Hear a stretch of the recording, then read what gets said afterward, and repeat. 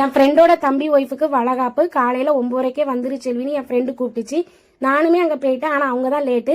பொண்ணுக்கு மேக்கப் பண்ணிட்டு இருந்தாங்க. அப்படியே என் ஃப்ரெண்டு கூட எல்லாம் பேசிட்டு இருந்தேன். நானுமே 3 பிள்ளை பெத்தாச்சு. எனக்குமே வளகாப்பெல்லாம் பண்ணாங்க. கலர் கலர் வளையல் போட்டாங்க.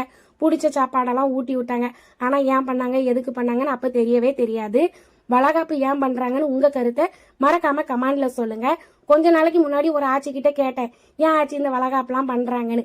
ஏமா பிரசவனாலே அது மறுபிறப்பு, அந்த தாய்மாரெல்லாம் கொஞ்சம் பயத்திலேயே இருப்பாங்க. சொந்த பந்தத்தெல்லாம் கூப்பிட்டு கலர் கலர் வளையல போட்டு பிடிச்ச சாப்பாடெல்லாம் ஊட்டி, ஏம்மா நீ பயப்படாத நாங்கெல்லாம் இருக்கோம், உனக்கு சுக பிரசவம் ஆகும்னு சொல்லி ஆசீர்வாதம் பண்ணுவாங்க. இதுதான் வளகாப்பு. இதெல்லாம் பெரியவங்க பண்ணிட்டு வர்றது. அப்புறம் நம்ம போட்டு விடுற வளையல்லாம் கை காலம் அந்த பிள்ளை அப்படியே அசைக்கும் போது அந்த கையில வளையல் சத்தம்லாம் அந்த பிள்ளைய வந்து பாத்தீங்கன்னா வயிற்றுக்குள்ள இருக்க பாப்பாவுக்கு அப்படியே நம்ம அம்மா வயிற்றுக்குள்ள சேஃபா இருக்கும் அப்படின்னு அந்த பிள்ளைக்குமே ஒரு சந்தோஷம். அப்புறம் அந்த கேட்கிற திறனு மூளை வளர்ச்சிலாம் நல்லா இம்ப்ரூவ் ஆகும் அப்படின்னு பெரியவங்க எல்லாம் சொல்லிதான் இந்த வளகாப்ப பண்றாங்கன்னு அந்த ஆட்சி அழகா விளக்கம் சொல்லிச்சு. அப்புறம் பாத்தீங்கன்னா எனக்கு வாழையில போட்டு சாம்பார், அவியல், பொரியல், வடை, பாயாசம், சரியான விருந்து சாப்பாடு நல்லா சாப்பிட்டுட்டு வீட்டுக்கு ஒரு மத்தியானம் 3 மணிக்கு போல வந்துட்டேன். எனக்குமே வளையல், என் பிள்ளைக்கெல்லாம் வளையல் கொடுத்தாங்க.